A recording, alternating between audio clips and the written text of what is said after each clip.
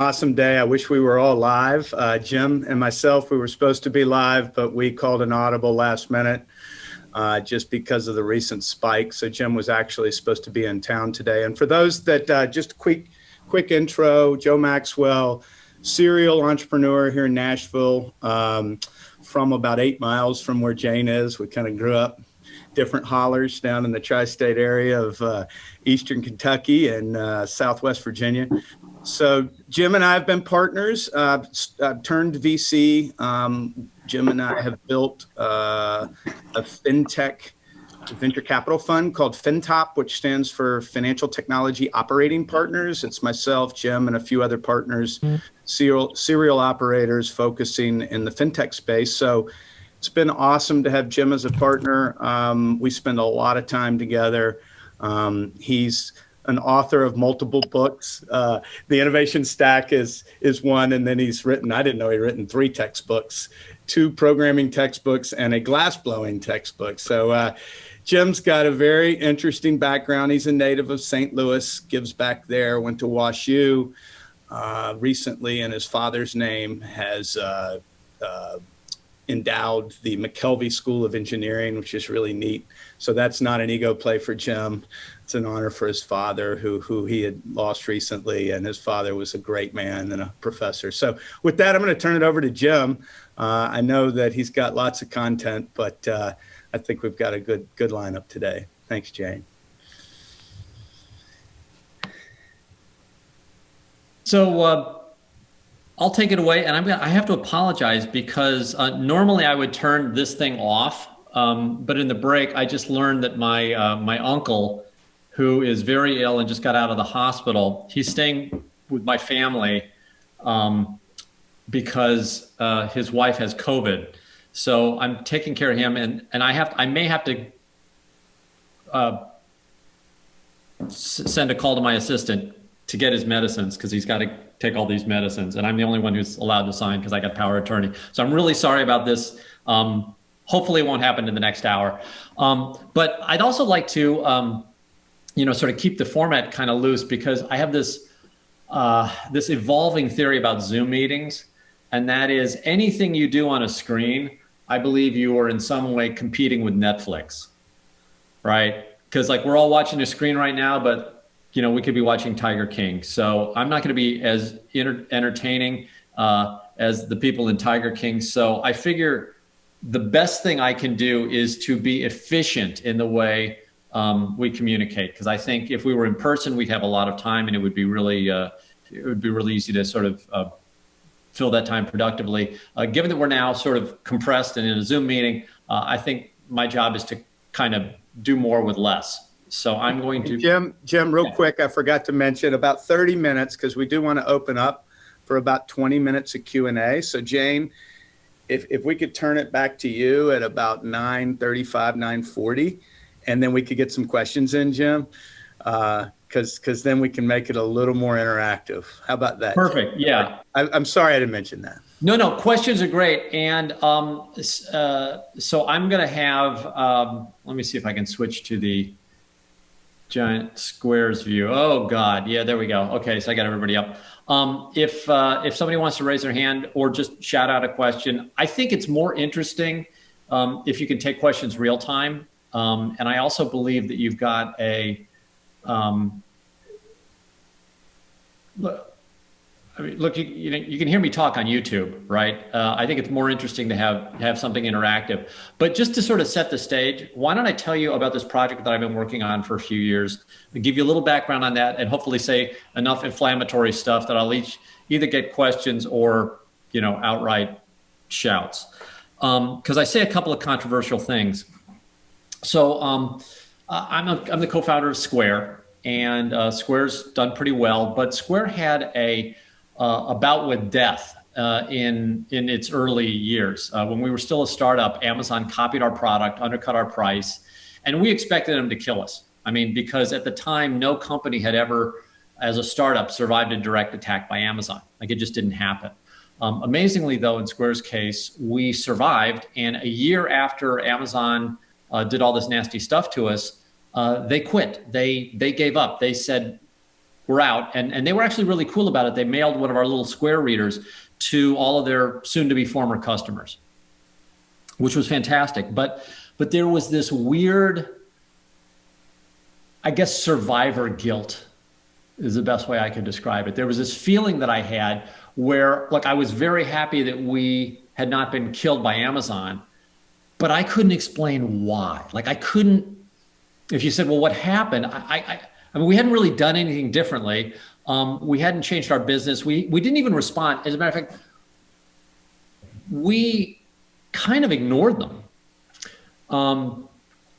And I felt like somebody who had just been thrown out of an airplane. So I'm thinking of my uncle. My poor uncle's in the hospital right now. My uncle's the one who taught me how to fly. So in honor of my uncle today, I'm going to use as many aviation analogies as I possibly can in one presentation. Okay, so the first aviation analogy is you get pushed out of an airplane at 30,000 feet. Okay, it is actually possible to free fall down to earth and survive. Not many people do, but if you look, there are occasionally people who fall out of planes and they land in trees or tents, or I don't know, maybe they're got really fluffy sweaters on, but somehow they don't die when they impact the earth. And I felt like one of these people because, most companies, when they get attacked by Amazon, it's like being shoved out of a plane. You're pretty much guaranteed dead. But in our case, hey, we're good. But I couldn't explain it. So I went on this 2.5-year quest where I started looking for other startups that had been attacked by companies that were sure to kill them and yet somehow miraculously survived. And I found a bunch. As a matter of fact, what I did, which was sort of weird, was I looked back in history.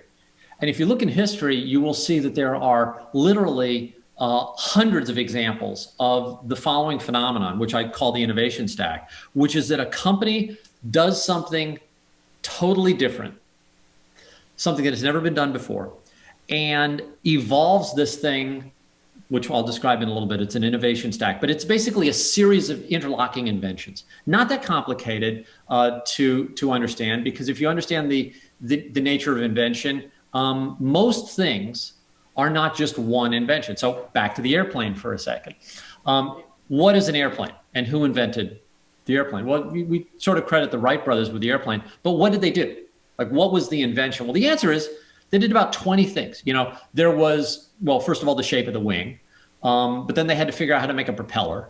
Then they had to figure out how to drive the propeller. And to drive the propeller, they actually had to make a special engine that was made out of aluminum because, a typical steel crankcase would have been too heavy. So they had to they had to do all these things. So if you look at the airplane, think about the first airplane. It wasn't one invention. They didn't invent the airplane. They did 25 things that collectively allowed mankind to fly for the first time. So invention is sort of like that. And I saw this pattern, and I saw this thing that I thought was super powerful, and something that I sort of lived through without recognizing. And I went to describe it. And all of a sudden I realized that it was impossible, using the English language, and English is the only language that I understand. At least in the English language, we don't have a word to describe a business that is not a copy. So in other words, if you are doing something in business that has never been done before, we don't have a label to stick on you to differentiate you from somebody who is doing something that is a proven winner. So I couldn't write the book. I was like, I need to find a word. And it turns out, interestingly, we used to have a word. The word used to be entrepreneur.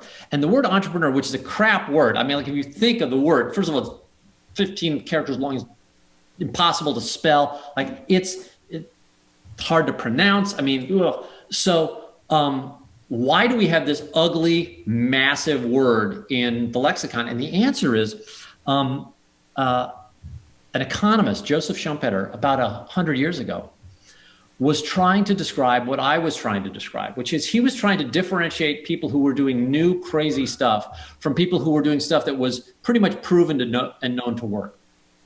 And so he popularized the term entrepreneur. And at the time, the word meant a business that was unique, a business that was different, a business that was not a cookie cutter copy of everything else. And that's not to denigrate business, because business people, people who start companies, who become very wealthy and powerful using this formula, well, that's what powers most of commerce. But there was this other side that didn't have a label, and the label that Schumpeter used was entrepreneur. Now, in the last 100 years, unfortunately, the word entrepreneur now just means business person, right? So you start a coffee shop. I got a friend of mine, his name's Howard. Howard started a very successful chain of coffee shops. And Howard is considered a great entrepreneur. He's rich. He's done a lot of great stuff. But it turns out the coffee shop is a solved problem. Like, Howard didn't invent much when it came to, like, he used La Marzocco machines.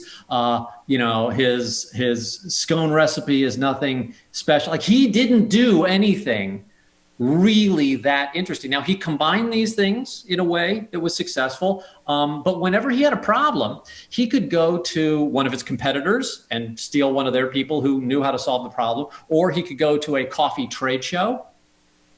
He had resources that are not available to somebody who was inventing a new business for the first time. So these days, we would call Howard an entrepreneur, but 100 years ago, he would be called a business person, and the entrepreneur was somebody who was different.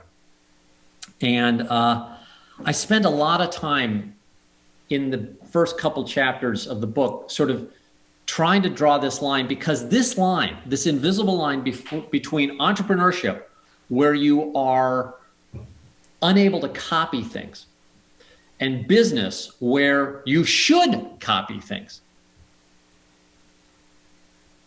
is something that I never understood. And I'll use another great airplane analogy here. So all of you who've flown on airplanes, your life has been imperiled by an invisible line that happens in aviation. So if when an airplane is coming into land and it's slowing down, the way the air flows over the wings and the way aerodynamics works, there is something called the area of reverse control. And what this means in a practical sense is that the yoke, which you usually push forward to go down and pull back to go up, stops working.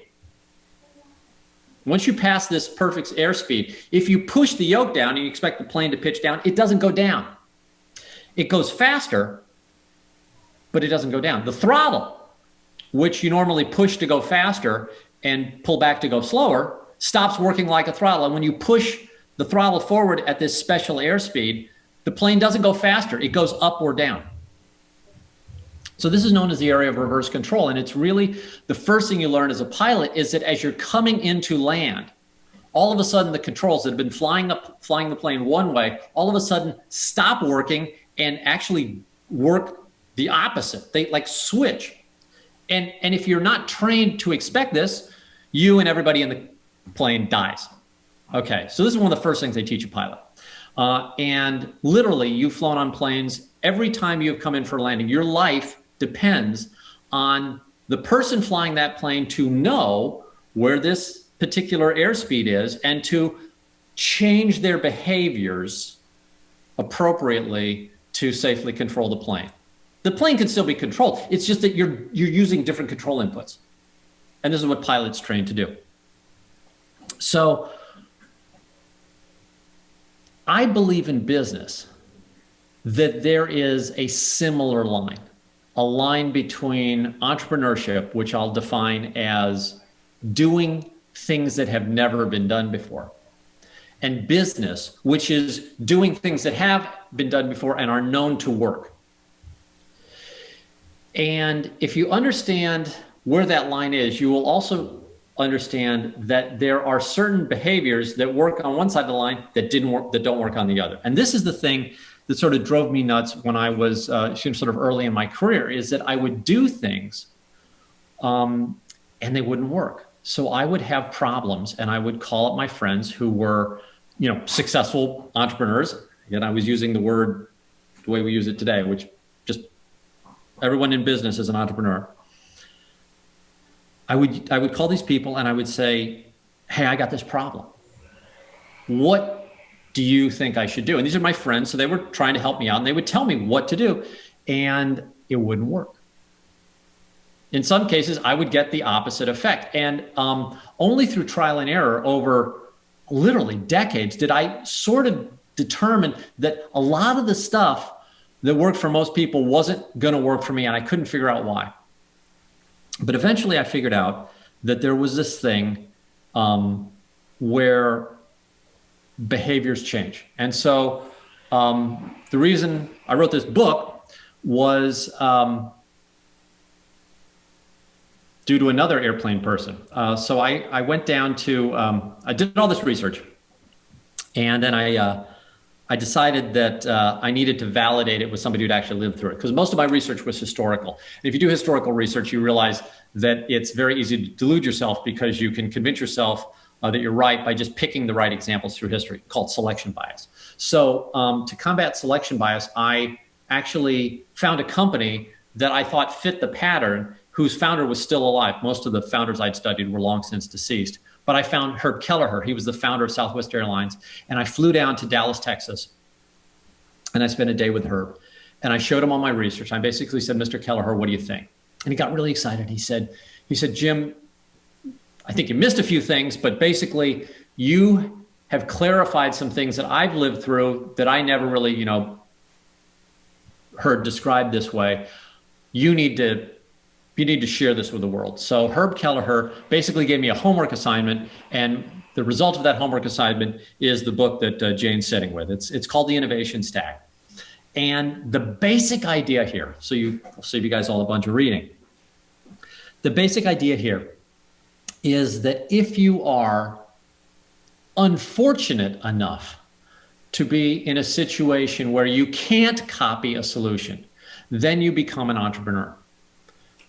And I'm not saying you become an entrepreneur passively. I'm saying you become an entrepreneur as an act of survival. Because if you think about human problems, most of the problems you encounter in the course of a day or your life are problems that have already been solved, okay? So most of the problems you will encounter, somebody has had a similar problem. They probably have a YouTube video about it. They've figured out some way to do basically what you need to do, and they'll teach you how to do it, okay? And you, as a good human, as a living vessel, are really good at copying solutions. As a matter of fact, this is why we're alive. Like, the reason that, our bodies function is because the DNA and all the, biomechanical processes that have to happen perfectly happen to be coded into us. And if we're bad at copying, if we're bad little bits of DNA and we don't copy the correct instructions from our parents, we die. We're not even born. But our entire society is basically set up to teach us how to be good copiers, right? Like, what do you learn how to do? So I got a 2-year-old here. Sometimes she runs into the room and photobombs me during these sessions. But like right now, all I'm doing is trying to teach my 2-year-old to behave like other people. I'm trying to get her to copy good behaviors. And then we're going to send her to school. And when she goes to school, what's she going to learn? She's going to learn how to copy other stuff. She's going to learn. She's not going to invent math. She's going to learn math. She's not going to invent writing.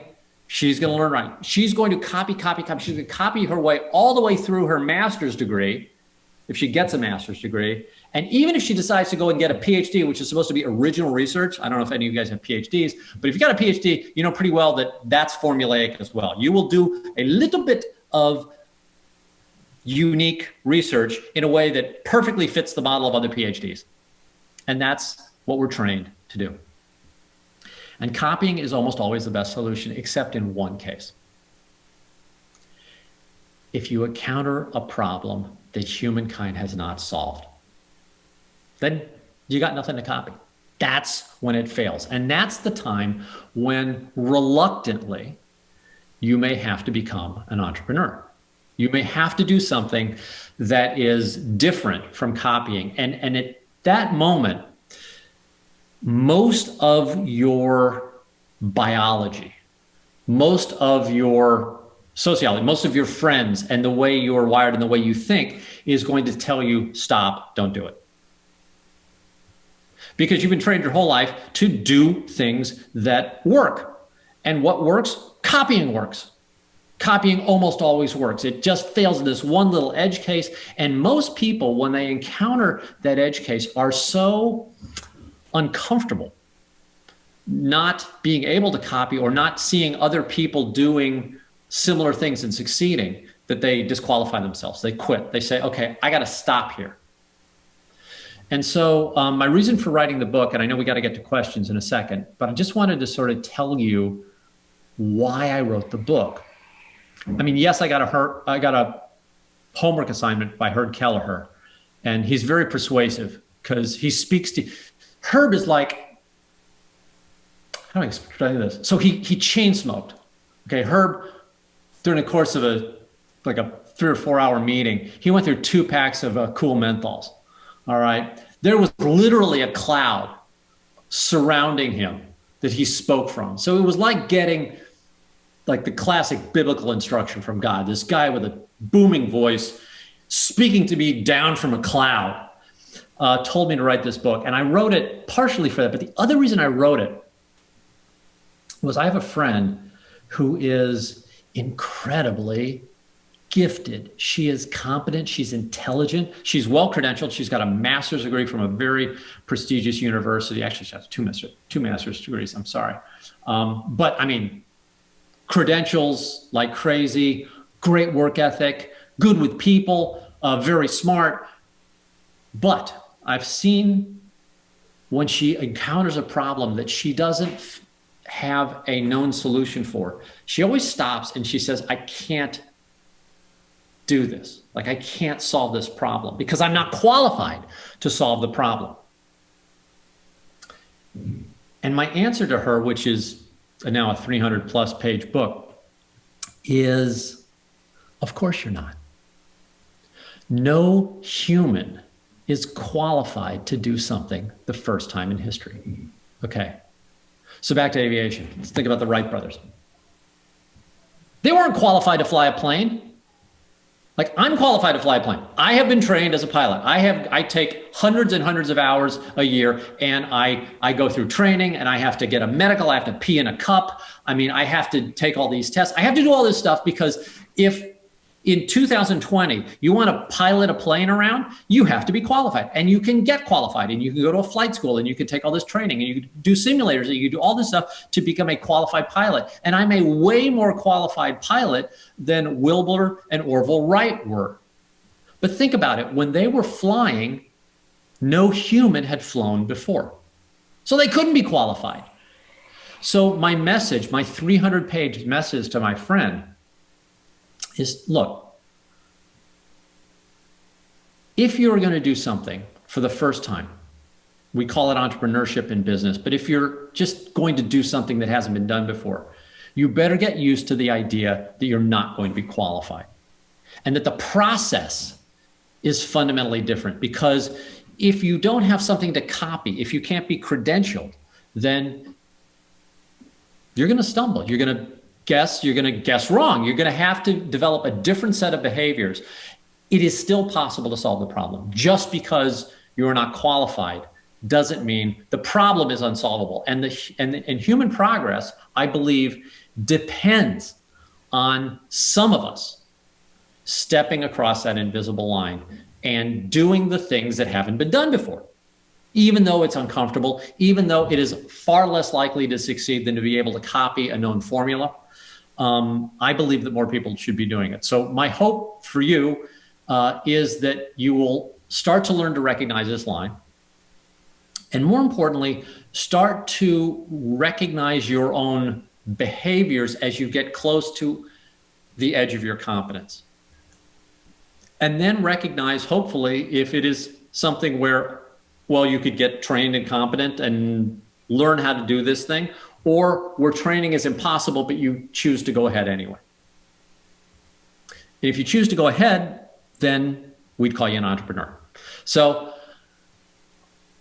it's 9:30. I know we have time constraints, but I'd love to take some questions, and nothing's off the table. The only questions I'm not allowed to answer these days is, well, Square stuff, any material non-public information for Square I'm not allowed to discuss. So that and Ajax, the two public companies that I'm on, are not on the table, but I can answer general questions there. And then some really specific stuff about the Fed, but I don't think anyone's going to ask interest rate or, yeah. I'm not worried about the Fed questions because I'm not really that qualified as an economist. But fire away. Yes, we have a question in the audience live. So as a leader of a company, it's one thing if he has this vision or... All right, I'm going to bring up a chat here, and let's see.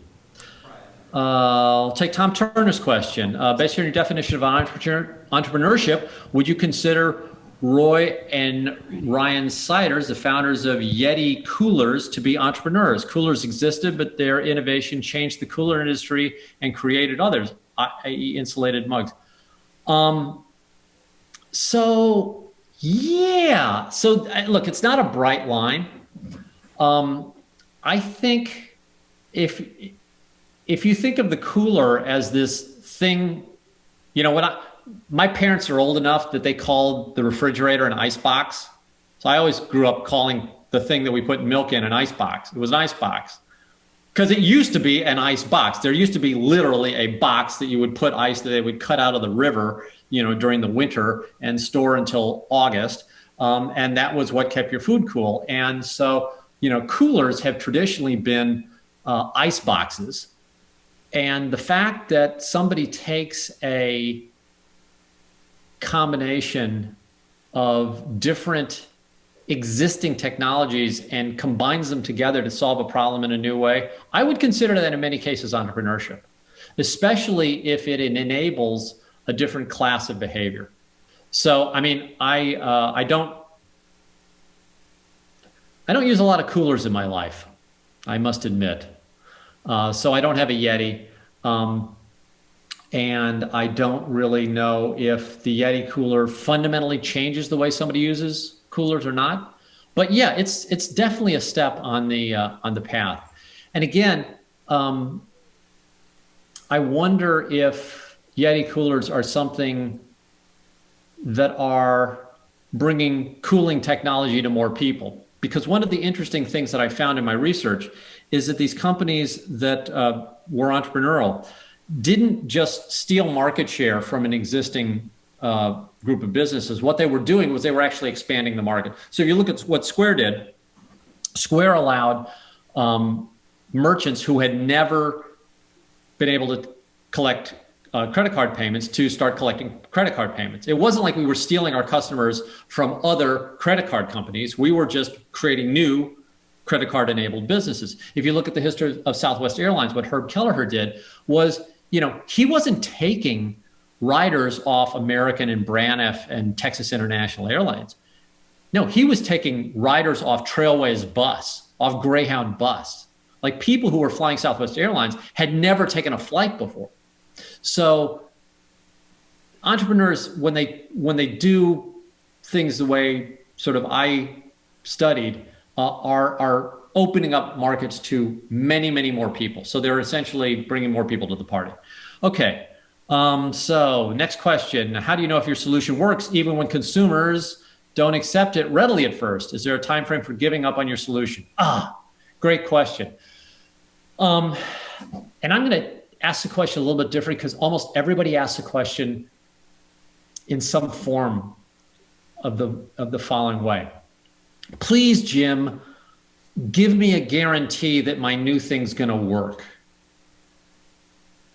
I got into a big fight with one of the companies was looking at publishing my book because my book doesn't have any checklists.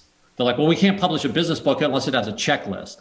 I was like, how the hell am I going to write a checklist for something that's never been done before? Because my subject is stuff that has not been done. I mean, like, how many bullet points do I put on that? Oh, and by the way, they had an answer. They said 5 to 7.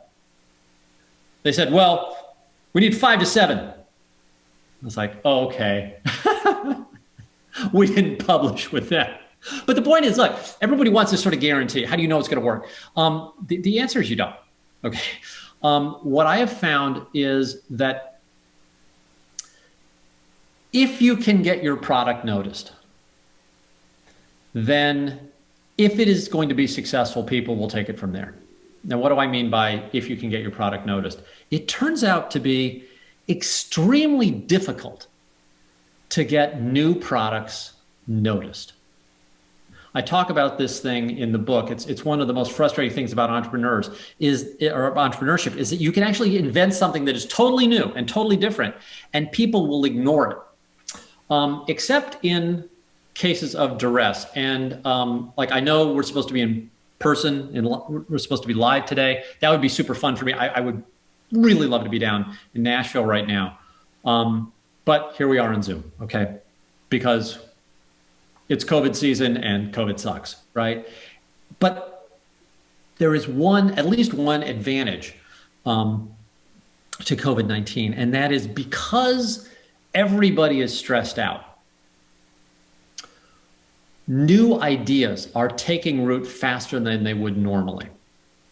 And this is something that I noticed not just by living through a COVID-19 or what happened in Square. Every company that I studied in my book had an element of disaster accompanying their birth. And I think that's because in times of disaster, when there's a crisis, we as humans become more receptive to new ideas. So think about this. Okay, let's say your life is working perfectly. Everything's just great. You don't want to change a thing, right? Let's just keep doing what we're doing. If everything's working, I'm not going to change it. That would be stupid. It's when things stop working. It's when all of a sudden you can't get together for Thanksgiving, or you can't figure out how to homeschool your kid, or you can't do something. Now your brain all of a sudden, because of stress, becomes attuned to new ideas. So what if you're in the new idea business?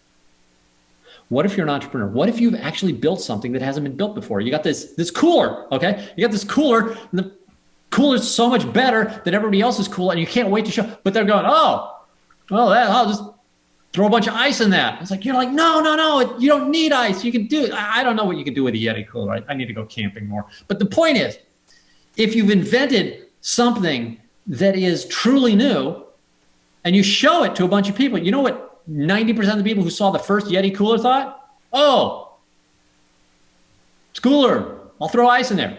No, it's a totally different thing. But how are you going to get people to notice your new thing? The answer is, partially, you can take advantage of times of crises.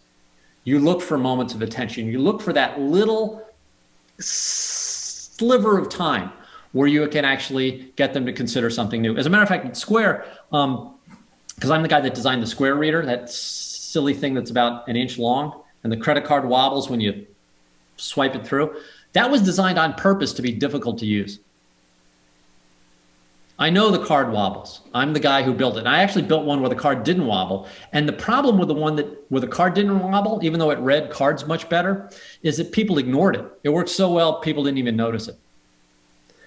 And I want them to notice our product, so I made it hard to use. And it worked great. A little bit of attention is very, very hard to get. Great question. Okay, some questions are scrolling off the screen here. I'm going to go here. Hey, in the Jim. book, you wrote that one of the tactics. Oh, wait, that's a private question. Sorry. Hey, Jim. Mind?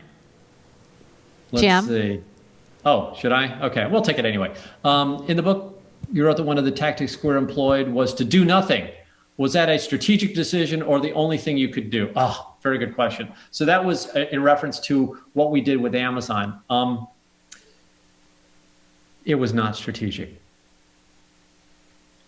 We looked at our best options with Amazon. We looked for other companies that had beaten Amazon. We found no other companies that had beaten Amazon. And then we looked at all the stuff we were doing and critically evaluated all the things we could do to change and counter Amazon, including matching their price, by the way, because Amazon was undercutting our price. And that would have been a pretty simple mathematical thing. Oh, we just lower our prices down to what Amazon was charging, or lower, start a price war with Amazon, right? We didn't do any of that. We kept our prices as high as they were, because I thought our prices was as low as they could be. And I talk about pricing a lot in the book, but it was this very interesting thing to actually have to live through it. Like, could you make your price lower? Well, I mean, of course you can take your price down to whatever you want, depending on how much money you're willing to lose. But like, we didn't want to build a company that was economically unsustainable. So why would we lower our price? So we didn't. And ultimately Amazon was the one that lowered their price to 0 and gave up, So it's an interesting thing, but we didn't actually have a lot of, there wasn't a lot of, whiteboard thinking about this. We did what we could, and then it wasn't that much we could do. All right, let's see. For those of all who are successful copying, what are the conditions for being a successful copier? Oh, great. Pick a good model. Copy the right people. So I got another kid who's 10, and my concern is, he's pretty much done copying his parents. Now I'm just worried about peer group. All I'm doing is worried about peer group. Because if my kid copies from the right people, he's probably going to turn out okay. And if he copies from the wrong people, he's probably going to be in serious trouble. And so I can't tell you how concerned I am as a parent that, we've got a lot of different things we can copy. And the other thing is, I'm not knocking copying. Like, I think copying is always the best way to start to try to solve a problem. Because if you don't have don't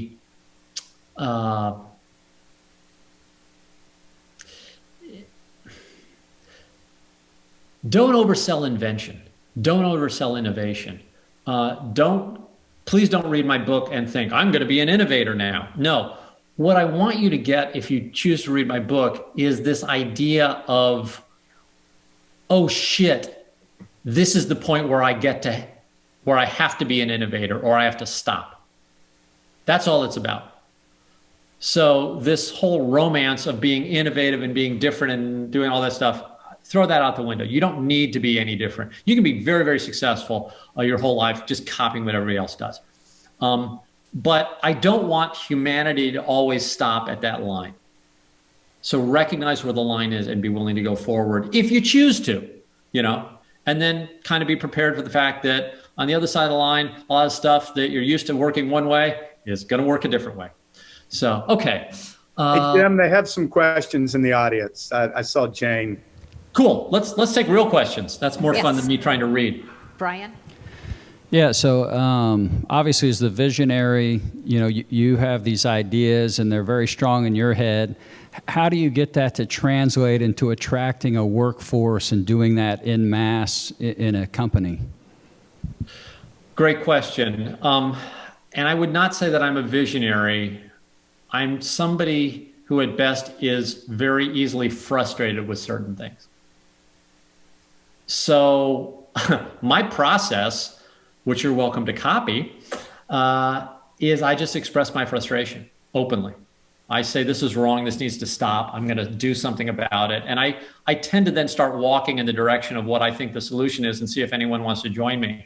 One of the biggest successes of my career was a thing called Launch Code, where I just couldn't believe that we couldn't train programmers to serve the companies around St. Louis. And it turns out that we could. We just had to do it a different way. Like, people had done computer training one way forever.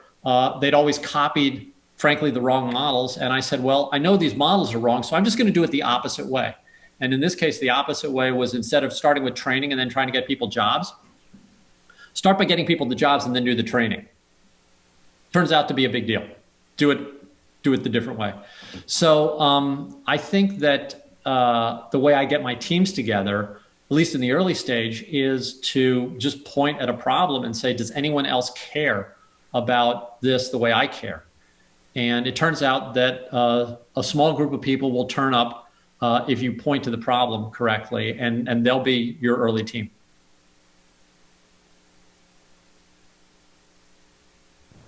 All right, back to the virtual world. Okay, so let's see. You said I have this habit of starting companies, but I can't run them. If I stay around to come, I become disruptive. Do you think being disruptive after the founding phase is unproductive? Very good question, Anushka. So personally, and again, I would not recommend, I would not recommend the home study version of this course. I am not a good administrator. I'm not good at running stuff. I have to team up with people who are very good at that. And that has been a failing of mine throughout my career. I mean, literally, I've never been able to run a company well personally. So I've always had to partner with people who are good at it. So first of all, that's very humbling because you very quickly, I won't put this in second person. I very quickly have to relinquish control. Okay, I get the idea, I get the team together, I point, I try to then get resources, and then I have to get out of the way. I basically have to hand operational control wholly over to somebody else. And that's just because I know that if I keep control too long, I will screw it up. And I screw up in a bunch of ways. I burn people out because I tend to be very energetic, and I tend to I overestimate what's possible, and it just burns people out. And so what I've noticed is the first 3 companies I started kicked me out. After I saw the pattern, I was like, oh, I better start like heading for the door at the beginning. And literally, I got in trouble at Square when we were pitching Square. We were pitching Square to one of these, to a very, very famous venture capital firm. And they asked me what I was going to do. And I said, oh, my job is to fire myself. And I said, you guys will probably love that, because this firm had this, their nickname was the President Killers, right? That was their nickname in the Valley. And everyone called them the President Killers, but they didn't like that. So the senior partner got really pissed off that I sort of made reference to that. And turns out they didn't fund our A round. But yeah, you got to get me out of the way. And that's, I think, fine. It allows me one luxury, which is the freedom to do the next thing. But it is frustrating because sometimes I would like to be back and see the details of the stuff. So for instance, like I can't get your kid a summer job at Square, right? They don't report to me. You want to give me your kid's resume? I'll send it to the same place all the resumes get sent, but I can't do anything about it, but I do get, I get time to be on the Fed. So that's cool. All right, grab a couple more here. I see somebody crying. That's terrible. I found to be true with my business, people being more receptive and receiving one. That's not a question. All right. Question. I'm just, yeah, there's a question mark. Big question. This is from Aaron.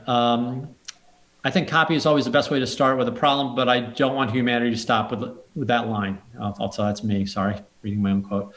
Big question. Have you found most of the successful entrepreneurs have gotten MBAs and other bigger degrees or less formal education?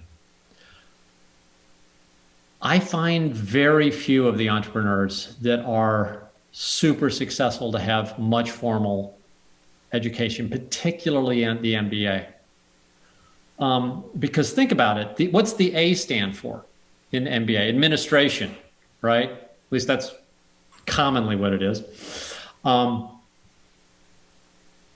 You are supposed to be skilled at running. And what do they teach you in MBA schools? And I've sort of tangentially studied some of this stuff. Basically, you're taught accounting, you're taught management theory, you're taught operations, you're talking finance. And if you study it a lot, you're taught, you basically are hoping to leave with a tool set that allow you to sort of generically apply that tool set to a group of companies. Okay.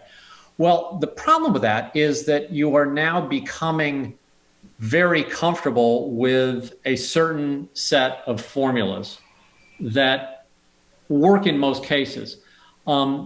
the entrepreneur doesn't have the luxury of those formulas. So the more you become dependent on that sort of formulaic thinking, I think the less comfortable you'll be with true entrepreneurship. So my guess is that the MBA is probably not helpful if you want to be an entrepreneur. I would recommend instead, if you wanted a course of study, I would either say art or engineering.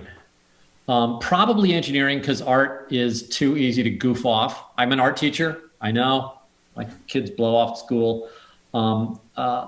Engineering has this wonderful practical constraint, which is you have to build a thing that functions in the world. And the world doesn't care if you pulled an all-nighter or you hurt your thumb or whatever. Like if you're trying to build a thing, you're trying to build an airplane, like it's either going to fly or it ain't going to fly.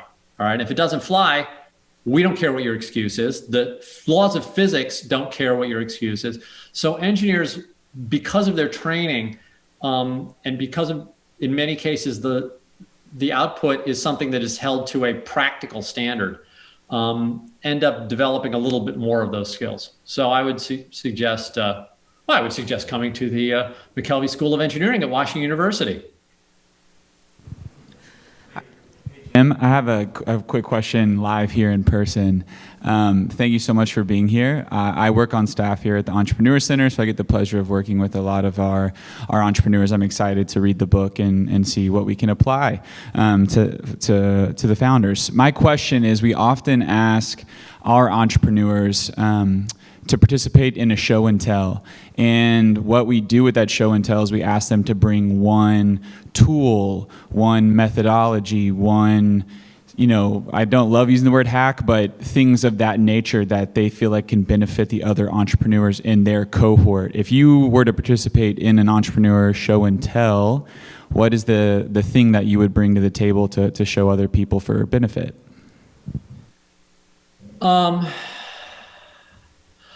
I would probably show a pitch deck. I think pitching is horrible. So I'm looking at Joe Maxwell's cube right now because I feel so sorry for Joe. Joe gets hit up more than, sorry, I'm trying not to use sexist analogies anymore. Never mind, forget the analogy. I'll just tell you that poor Joe Maxwell has to sit through more boring pitches from more douchebags than any human should. And the problem with the pitches, and I actually talk about the pitching that Square did, but I've sat through a lot of these things myself. It's so terrible. It's so dishonest and so ineffective. Most of the time when I see pitches, there is this huge undercurrent of untruth. And as a result, venture capitalists become extremely good at uncovering where the entrepreneurs are lying. But it's a really energy intensive process. And one of the things we did to short circuit this when we were pitching Square was we literally put a slide up with 140 reasons we thought the company was going to fail. And these were legit reasons. Amazon was on the slide. Like, it was not a big piece. We thought a robot uprising was actually more likely than Amazon copying us, because we didn't expect to be successful enough for Amazon to copy us, frankly. But look, the point is, whether it's an robot uprising or Amazon, like, talking about your potential problems is a great way to start a pitch. And honestly, not these sort of, not the sort of interview question problems like, oh, what are your weaknesses? Oh, I care too much. None of that crap. Like I tell people, look, I have trouble getting out of bed. I have terrible taste in clothing. I tend to have a short attention. I tell them all the crap, right? Look, if you're going to work with somebody, they're going to figure out the stuff anyway. Might as well be upfront with it. I think I would share a course on how to write a pitch. Hey, Jim. Yeah. Quick question for you here. So, Marshall Lippman, for those from the group, nice to meet you. Thanks for spending the time with us today. Notwithstanding your comment on timing and finding these moments where you can get your idea and sell it into whomever, What would you say is your most successful strategy when selling a new service or good and you're trying to break through the inertia of the status quo to whomever you're selling? What do you lean into the most? Oh God. So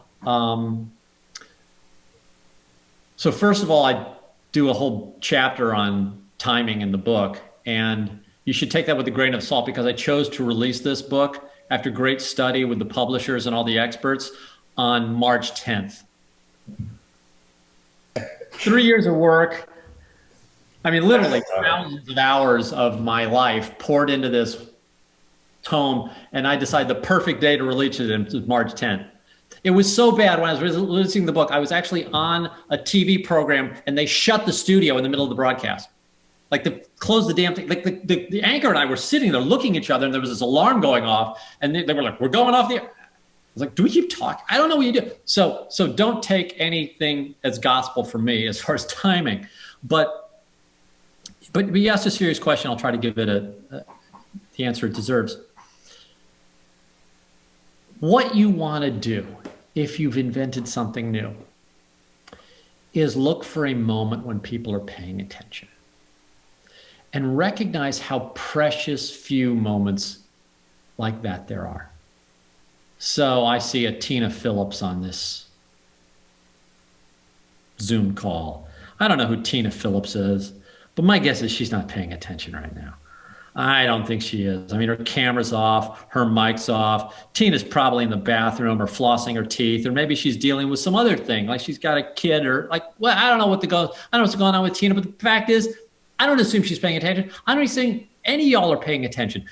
That's a good assumption, right? And even if you are kind of paying attention, this has been going on for almost an hour now. I don't have your attention that whole hour. I may have, if I'm lucky and good and entertaining and smart and say things the right way and don't offend you, I might have 2 or 3 minutes in an hour. I may, in those minutes, have 3 or 4 seconds where you're like, oh, okay. And the only thing I can say is watch for those moments of attention. And if you can possibly create them. So I created a moment of attention by making a credit card reader that was too small to be practical to use. But the reason it was so effective was it was so damn small that nobody had ever seen anything that small before. And the first time you saw a credit card reader like Square's, the first time you saw the Square reader, I guarantee you paid attention because you're like, what the hell did you just do? What? And I saw this because I tested the things on people, and I tested the long one. They were like, oh, read a credit card. I tested the small one. They were like, shh, let me see that. What the hell just happened? And I got them to wake up and they were only awake for like 5 seconds. And during those 5 seconds, I had to give my entire brand message. Hey, you can accept credit cards. It's free. It works with an iPhone. That's it. That's all you get to say. Watch for those moments. Watch for those moments. Watch for those moments. I'll give you a great example. So my new company, Invisibly, built. So we're in the advertising world a little bit, and we're trying to innovate and try to save journalism. That's our mission, right? Pay money to people who report and create content. That's what we're trying to do. So we built these ad units. So we tested out one of our ad units as a survey, and it worked. And some Republican strategists got a hold of this thing and started using it in the elections. So the Republicans they did this little test with our ad units, and then they ended up spending well over $1 million with us because our survey turns out to be super accurate as a political polling tool, like deadly accurate. Like we called the election, all this crap, you know how all the projections was, oh, there's going to be this blue wave. Hey man, we didn't think there was going to be no blue wave. Like we called it. And so to put this in perspective, I founded a multi-billion dollar company. I sit on the Federal Reserve. I've got a lot of time, a lot of powerful contacts. I've got about as much advantage as one could reasonably have. And I saw this polling technology that we created And I wanted both sides to have it because I'm politically neutral. I'm on the Fed, but I wanted the Republicans and the Democrats to have it. So I called the Democrats. I called up everybody I knew. And I said, look, guys, I've got this polling technology that is basically predicting the elections correctly while all your other polls are wrong. And I can prove it with math. I've got the data to show you. Like, I predicted Ohio would go this way, and you guys said it would go this way, and look who was right. Like, we nailed it. Guess who never pays attention? Like, I can't even get my own products to get noticed. In a political climate where you would think Democratic pollsters would want to be as accurate as Republican pollsters. Let me tell you, the Republicans are way better at this stuff than the Democrats. I don't know why, but it is really difficult. You ask a profound question. Even if you have written a book on the topic, it is still very difficult to get something noticed. All right. Well, I thank you so much. We're coming to the end of our time. I do want to say, for anyone and everyone listening, I've read the book, and it was a book I couldn't put down. I identified with so much that's in here. We do have copies of the book for our entrepreneurial community, and so I welcome all of you all to read it. And if you want to do a book club, you just text me, and we will do one, because, again, I could talk about it for hours, and I so appreciate, Jim, you joining us, and I hope one day get to meet you in person when you're able to come to Nashville, and I'm going to hold Joe to it, as long as you'll agree too. So thank you so much. Appreciate it. Bye-bye. Thanks. Bye-bye.